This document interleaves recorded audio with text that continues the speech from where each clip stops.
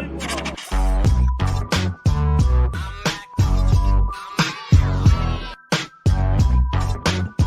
What's up, everybody? Welcome to Call to the Bullpen.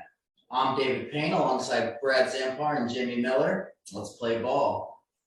This is our first episode of the regular season. This is the first time that you're going to see really what Call to the Bullpen is going to be like this year. So let's get right into our quick hits, which is our current events. Let's start with some stuff that happened before the season even started. We were kind of counting down the minutes to Garrett Cole's first pitch this last Friday, waiting for some news about an Aaron Judge extension.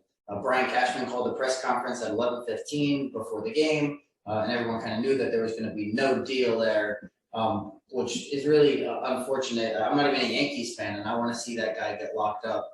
I'm actually a fan of a team in division, and I want to see that guy get locked up for a long time there. I think this goes down totally different if George Steinbrenner was in charge and not his son. I think if George is in charge, if the boss is in charge still, Judge is giving him a blank check, a C on his chest, and they announce it to the stadium over the Jumbotron on opening day. But nothing there. And actually news came out too that they apparently didn't even talk to Bryce Harper when he was a free agent. So Brian Cashman putting himself maybe even more on the hot seat than he already was. But also some other extension news going on. Brian Hayes actually getting an extension, and then on the same day leaving the game with an injury. And that's kind of why you see an extension being so important there. If Judge were to go off and get hurt this year, tank his value, whereas Brian has a paycheck coming for a while now, even if he's hurt. Miles Straw even got an extension, 5 years, $25 million with 2 option years. But the one I really want your guys' thoughts on is Judge and the Yankees and where you're at in this whole situation.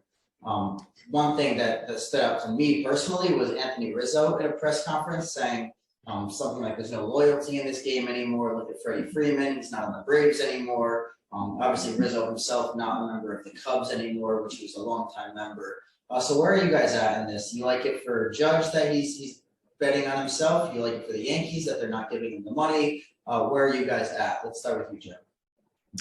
Yeah, I think Rizzo with his Freeman comment, I think it almost predates the Freeman situation, maybe kind of throwing shade at the Cubs. The 2016 World Series winning, the 3 core guys, Baez, Bryant, and Rizzo, did not get extensions. So he knows what it's like to get disrespected by his team that he came up with, got traded to at a young age. What do you think, Brad? Yeah, I definitely didn't think that they were going to come to an extension after it took so long. And they were talking about it like almost constantly for like the last 2 weeks leading up to the season. So I kind of came to the assumption that they weren't going to be coming to an agreement, although I didn't expect Judge to turn down that kind of money, because that's kind of where in the ballpark was that I had him signing. But yeah, I understand it from his standpoint. And I know you guys have heard the band, the Traveling Band. This might be the traveling jury now with Judge's Chambers leaving. Yeah, I think that loyalty line definitely could have been a dig at the Cubs, and it makes me wonder if there's some kind of tension in the clubhouse now. You got players talking about loyalty to their team and their team's loyalty to them before a first pitch is even thrown. Also, maybe some clubhouse concerns there with that. But around the league, lots of guys joining new clubhouses. And there were some debuts that really stood out to me, whether that be major league debuts or debuts with new teams. And some that really stood out to me were Kyle Schwarber scooping up a ball that was basically in the dirt to hit a home run in his first at-bat in Philly. Bobby Witt Jr. making a splash with the Royals in his very first major league game with a go-ahead double in the 8th inning. Josh Donaldson walked it off for the Yankees in their first game. Robbie Ray's first game out in Seattle was a 7-inning, 3-hit, 1-run masterpiece. Sean Manaea in his first game in San Diego, that he was built for San Diego. 7 innings pitched, no earned runs, no hits. But the one that really stood out to me, my favorite, was Jeremy Pena's first major league home run. It wasn't in his debut, but it was his first big league home run while his parents were doing an interview. Such a cool moment to see there. But were there any debuts maybe on your favorite teams or around the league that stood out to you guys? Yeah, as a big Mets fan, Tyler McGill, with 5 scoreless innings in his first Mets opening day start. Who would have thought or expected McGill, who's likely going to be a long relief spot start option before spring training started, to start the season off for the Mets? I think it's a testament to Buck Showalter, a manager who's always shown confidence in his young guys, confidence in all his players. And Brad, do you have any you're looking forward to coming up? Yeah, I loved all the debuts that we've seen so far, and one that I'm really looking forward to is Hunter Green tomorrow afternoon against the World Series defending champ Braves. And I just really hope that he goes out there and really lives up to that potential as a top pick in the draft.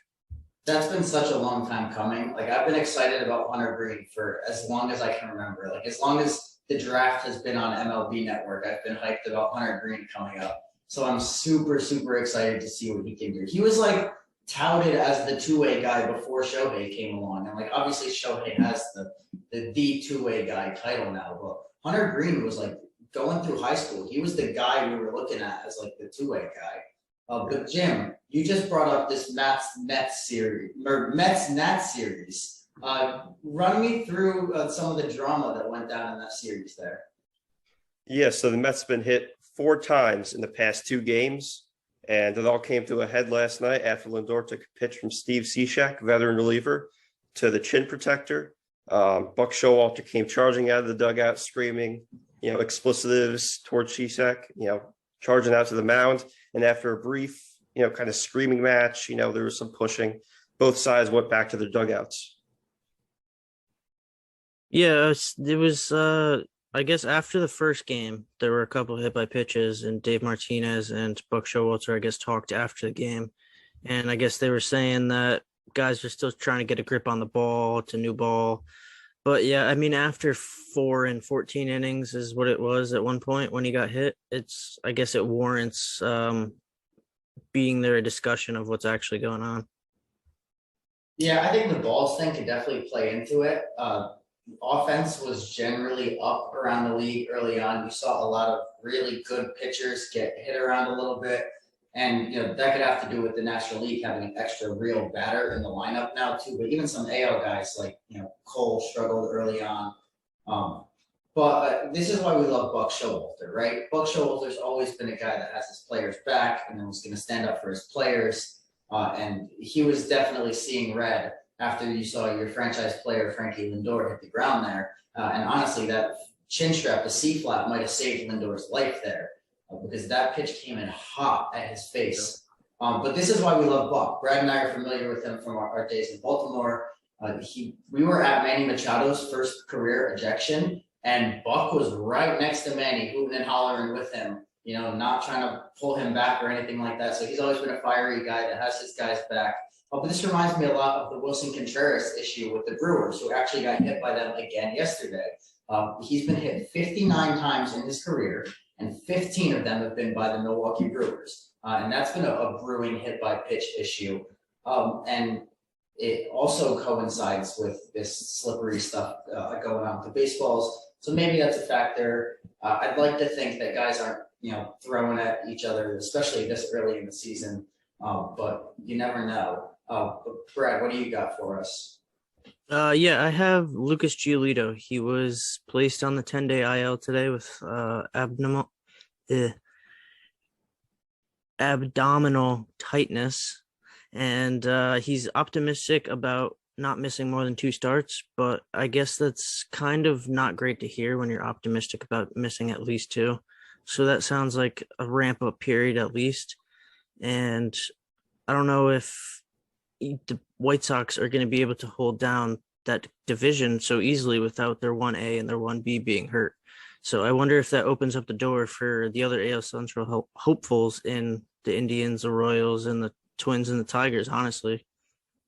I don't think so. I think it's possible, but I think it's not likely. I think that the White Sox were, a couple tiers better than those other teams. So a month of losing your top 2 pitchers, maybe, that gap is too wide for it to be filled by that. There's an old saying that you can't win a division in April, but you can lose one in April. So nobody ever expected the White Sox to clinch and lock up in April. But certainly they could have a really bad month and fall too far behind, and some team could surprise and go out there, and put them down 9 games. But even being up 9 games this month is not safe. So I don't think so. I don't think it's that big of a factor. But what do you got, Jim?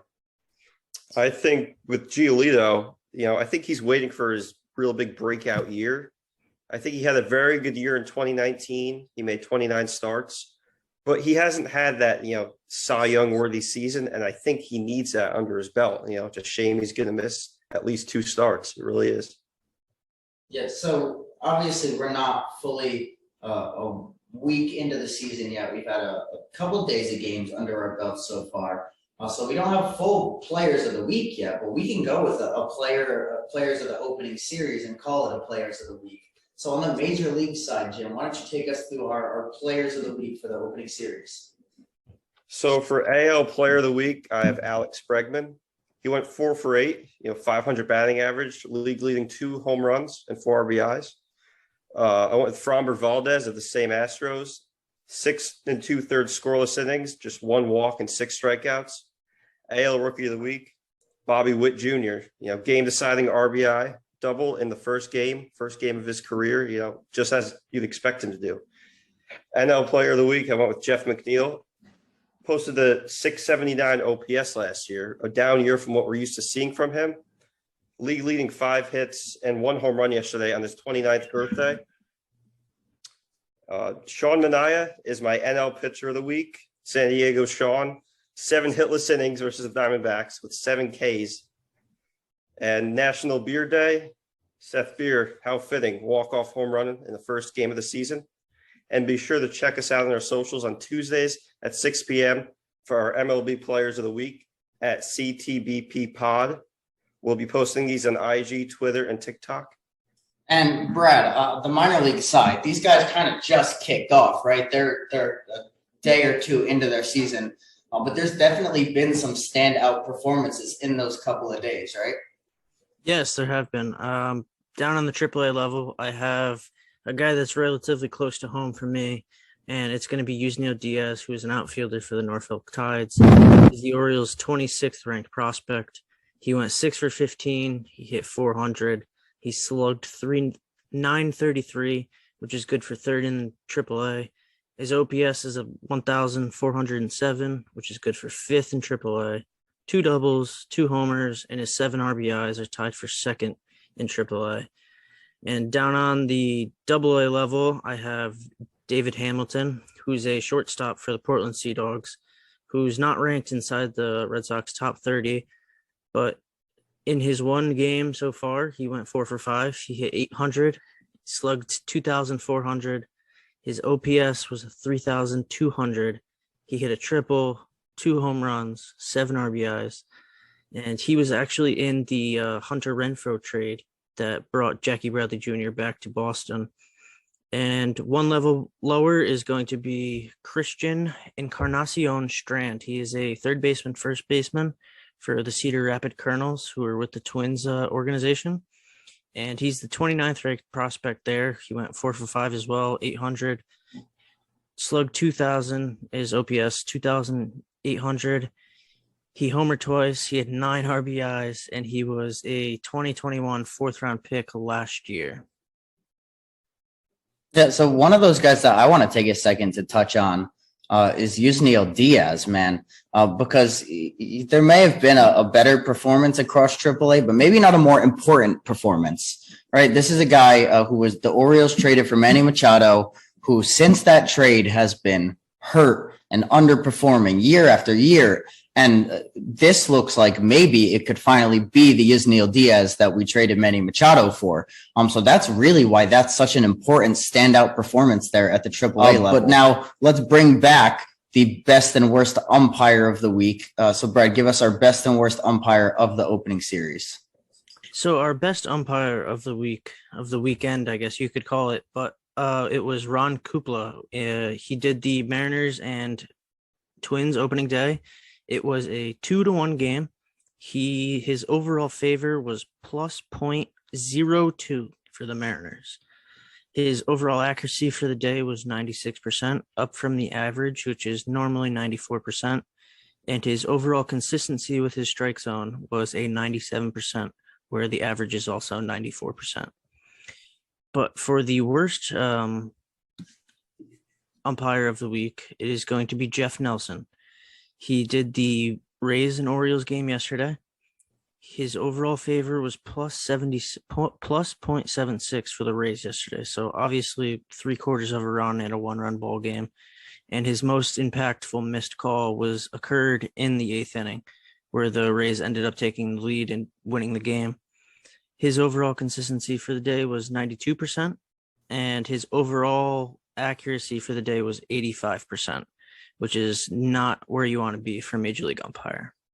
Yeah, that's tough as an Orioles fan to see. Well, in a 1-run game like that, just how much the umpire could have possibly had an outcome. Of course, that doesn't excuse, scoring 1 run all game. The umpires don't completely make or break the outcome, but in the 80s for percentage and costing almost a whole run is pretty frustrating. But we're going to go ahead right now and take a look at our top 5 plays from the opening weekend. No more talk. Let the kids play.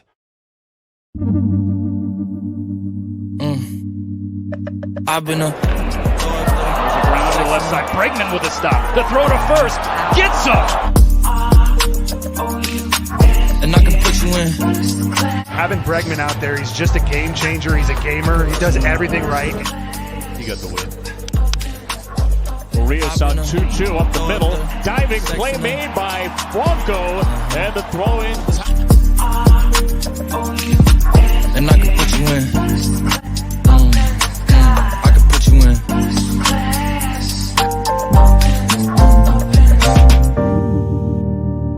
I can now they got it out. Second, third one out. Look at that. What a play by Torkelson. A web gem early on for the rookie to start the 6th. Like, so I just keep cheesing. Hard drive full of heat seeking. Trying to come the same day as Jack rethinking. You don't need Givenchy, you need Jesus. Why do y'all sleep on me? I need reasons. I got flex in the middle peak season. Shout out to my UPS workers, making sure I receive it. You can do it too, believe it. I've been a throw up the sex in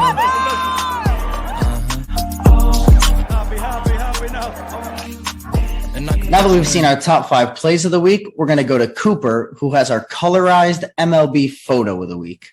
Hey everyone, welcome to a new segment of Call to the Bullpen Photo of the Week.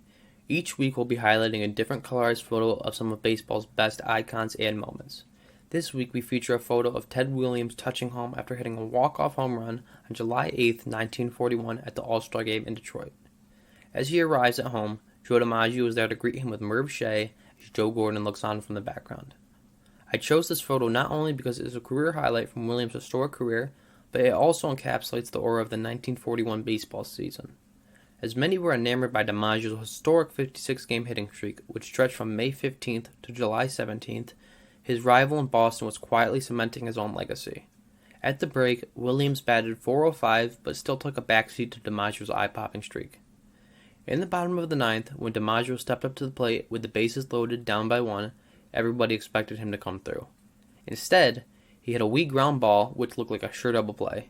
He reached safely on an error, where Williams then stepped up. He promptly launched a 3-run home run to give the AL the win, and then captured the eyes of America for the rest of the season. He would go on to hit .406, while DiMaggio's hitting streak ended at 56 games.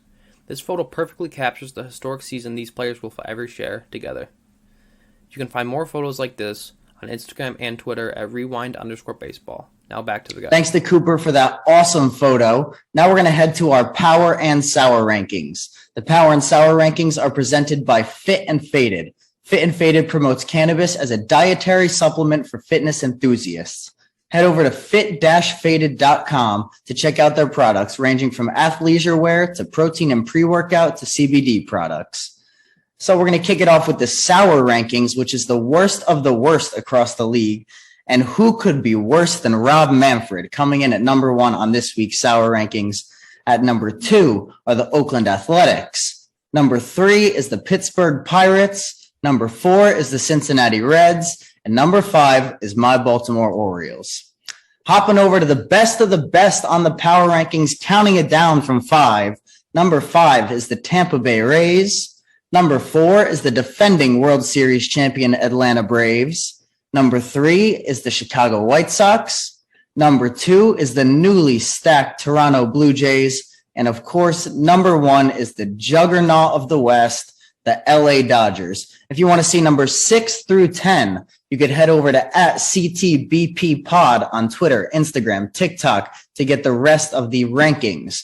Those are going to be posted on Saturday nights, 6 p.m. So keep an eye out for those every week of the MLB season. That's going to wrap it up for this episode of Call to the Bullpen. We're going to be doing our mailbox this week for the first time. That's going to be on our Instagram story on Thursday night. You guys can go on there, ask us questions. We'll answer them in the next week's mailbox video. In the meantime, follow us on Instagram, Twitter, TikTok. We have our own platforms @CTBP Pod.